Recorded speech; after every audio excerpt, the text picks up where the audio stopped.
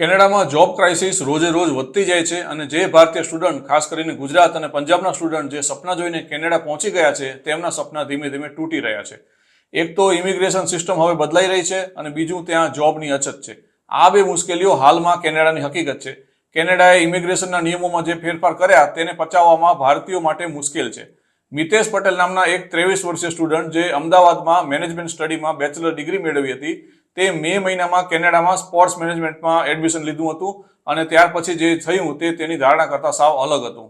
મિતેશ કહે છે કે કેનેડા આવ્યા પછી મને જોબ શોધવામાં 3 મહિના લાગી ગયા. જોબ પોર્ટલ ઉપર તેણે એપ્લિકેશન કરી પણ તેને સમજાઈ ગયું કે જોબ પોર્ટલ ઉપરથી એપ્લાય કરવાનો કોઈ ફાયદો નહોતો. તેના બદલે તે દરેક સ્ટોર ઉપર જઈને જ્યાં શક્યતા હોય ત્યાં હાથોહાથ અરજીઓ આપતો હતો. તે કહે છે કે હું રીતસર વિનંતી કરતો હતો કે તમારે ત્યાં જો કોઈ જોબ હોય તો મને આપો. આ રીતે મને જોબ મળી. છેલ્લા 1 વર્ષમાં કેનેડાની સ્થિતિમાં કોઈ ફેરફાર નથી થયો અને ટોરન્ટોમાં દરેક જોબ ઓપનિંગ સામે લગભગ 25 ઉમેદવારો અરજી લઈને આવે છે. એટલે કે દરેક જગ્યા માટે 25 કેન્ડિડેટ સાથે હરીફાઈ થાય છે. તે કહે છે કે કેનેડામાં જોબ મેળવવી સાવ અશક્ય છે એવું નથી, પરંતુ તમે કેનેડામાં મોટી મોટી અપેક્ષાઓ રાખીને ગુજરાતથી રવાના થાઓ ત્યારે તમારે આ બધી બાબતો પણ વિચારવી જોઈએ. કેનેડામાં હવે સ્ટડી પૂરો થયા પછી કોને પોસ્ટ સ્ટડી વર્ક પરમિટ આપવી તે વિશે નવા નિયમો આવી રહ્યા છે, જે કડક નિયમો છે અને તેમાં જે સ્કિલની કેનેડામાં જરૂર હોય તેને જ પ્રાયોરિટી આપવામાં આવશે. તેના કારણે ગુજરાતના ઘણા વિદ્યાર્થીઓના સપના રોડાઈ જાય તેવી શક્યતા છે. કેનેડામાં તમામ ઇન્ટરનેશનલ સ્ટુડન્ટ્સને આ નિયમો અસર કરશે અને ગુજરાતી સમુદાયની નજર હવે સપ્ટેમ્બરના ઇન્ટેક ઉપર છે, કારણ કે હાલના નિયમો બદલાયા પછી સપ્ટેમ્બરમાં મહત્વનું ઇન્ટેક થવાનું છે.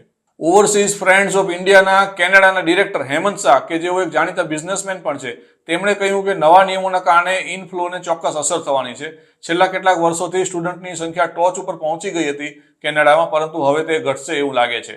ઘણા ગુજરાતીઓ કેનેડામાં પગ મૂકવા માટે શોર્ટ ટર્મ કોર્સિસનો સહારો લેતા હોય છે અને તેમનો પ્લાન આગળ જતા કેનેડાના PR મેળવવાનો હોય છે. હવે ઘણા લોકો માટે આ ટ્રેન્ડ અટકી જશે અને જેમની કેનેડામાં લોંગ ટર્મ માટે જરૂરિયાત છે તેમને જ ફાયદો થશે તેવું હેમંત શાહ કહે છે. ઓવરસીઝ ફ્રેન્ડ્સ ઓફ ઇન્ડિયા કેનેડાના પ્રેસિડેન્ટ શિવ ભાસ્કરે કહ્યું કે બધા લોકોને કેનેડામાં ભણ્યા પછી કેટલી તક છે તેનો પૂરતો અભ્યાસ કરવો જોઈએ અને ત્યાર પછી જ કેનેડા આવવાનું વિચારવું જોઈએ. વિદ્યાર્થીઓએ કેનેડાની યુનિવર્સિટીને અત્યાર સુધી વિઝા ઓફિસ તરીકે ગણવા લાગ્યા હતા તે બંધ કરવું જોઈએ, કારણ કે તેનો કોઈ ફાયદો નથી.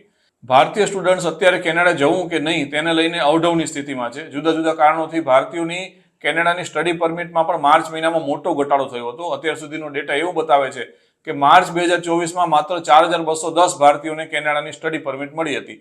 મહત્વની વાત એ છે કે ફેબ્રુઆરી 2024માં 26,000થી વધારે ભારતીય વિદ્યાર્થીઓએ કેનેડાની સ્ટડી પરમિટ મેળવી હતી અને હવે બધાની નજર સપ્ટેમ્બર ઉપર છે. તેના પરથી ખ્યાલ આવશે કે સ્ટડી પરમિટની સ્થિતિ કેવી છે. એક કેનેડિયન એજ્યુટેક કંપનીએ IRCCના ડેટાનું વિશ્લેષણ કર્યું છે અને તેમાં આ રસપ્રદ તારણ બહાર આવ્યું છે. તે પ્રમાણે માર્ચ 2024માં સૌથી ઓછા ભારતીય વિદ્યાર્થીઓને સ્ટડી પરમિટ મળી હતી. માર્ચ 2022ની વાત કરીએ 2 વર્ષ પહેલાની, તો તે સમયે 24,600 સ્ટુડન્ટ પરમિટ અપાઈ હતી. માર્ચ 2023માં 28,000 પરમિટ અપાઈ હતી, જ્યારે માર્ચ 2024માં તે ઘટીને 4,210 થઈ ગઈ હતી. અને આ આશ્ચર્યની વાત છે, છેલ્લા 2 માર્ચમાં સ્ટડી પરમિટની સંખ્યા જે હતી તેની તુલનામાં આ વખતે આંકડો સીધો 6થા ભાગનો થઈ ગયો હતો. કેનેડામાં કન્સલ્ટન્ટ અને સ્ટુડન્ટ કોમ્યુનિટીનું એવું કહેવું છે કે કેનેડામાં ભારતથી જે કુલ સ્ટુડન્ટ આવે છે તેમાંથી 15થી 20% ગુજરાતી હોય છે, એટલે કે દર વર્ષે લગભગ 20,000 ગુજરાતી સ્ટુડન્ટ કેનેડા પહોંચતા હોય છે.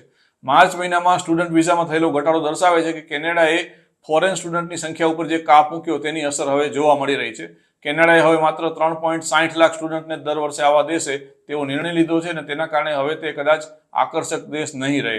આ ઉપરાંત વિઝા માટે પ્રોવિન્શિયલ એટેસ્ટેશનના લેટર પણ ફરજિયાત કરવામાં આવ્યા છે. તેવી જ રીતે કેનેડામાં જે સેક્ટરમાં માણસોની જરૂર હોય તેવા સેક્ટરમાં જ સ્ટડી પરમિટ આપવાની વિચારણા છે, જેથી કરીને સ્કિલ્ડ લોકો મળી શકે.